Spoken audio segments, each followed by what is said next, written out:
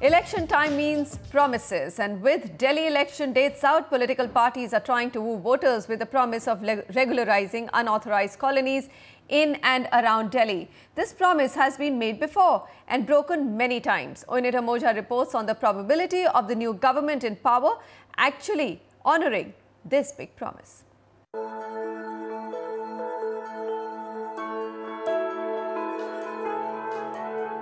Clogged and overflowing drains, narrow, filth-filled roads stares you in the face as you enter Delhi's largest unauthorized colony, Sangam Vihar, with a population of over 15 lakh.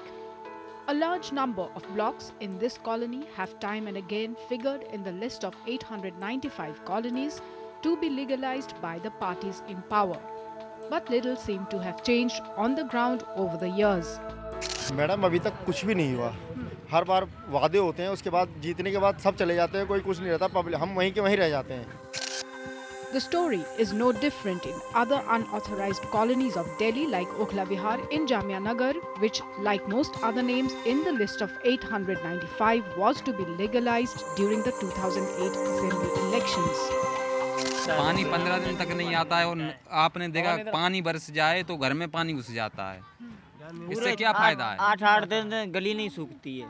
और ये नेता लोग आप लोगों के पास आते हैं? वो सब आते हैं, खूब आते, सब कह जाते और दोबारा कोई करते नहीं है कुछ भी. As per the 2021 master plan of Delhi, regularization of illegal colonies should ensure better physical and social infrastructure as well as minimum necessary services and community facilities to the residents. Despite promises by different political parties every election year, some of these colonies have just 1 or 2 government schools and no government hospitals. With Delhi elections round the corner, the BJP-led central government has yet again announced its decision to legalize all unauthorized colonies that have come up till June 1st, 2014, extending the earlier cut-off date for regularization of March 31st, 2002. This brings us to the question, why has consecutive governments failed to regularize these colonies?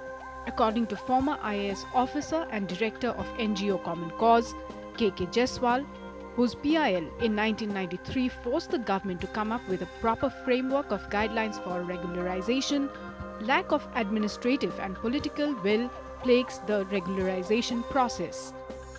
You say that these colonies are regularized. What follows? That requires determined administrative action, that requires investment, that requires an effort in urban planning. But that is lacking. Challenge for actually doing service provisioning in some of these colonies is that they are very dense, they are highly built up. There is really an engineering challenge of how would you install, for example, network water pipelines or network sewer lines. In the past 12 years, another 300 unauthorized colonies have come into being. And residents of these colonies are no longer waiting for government funds for basic amenities. They are pulling in money to build roads or get gensets.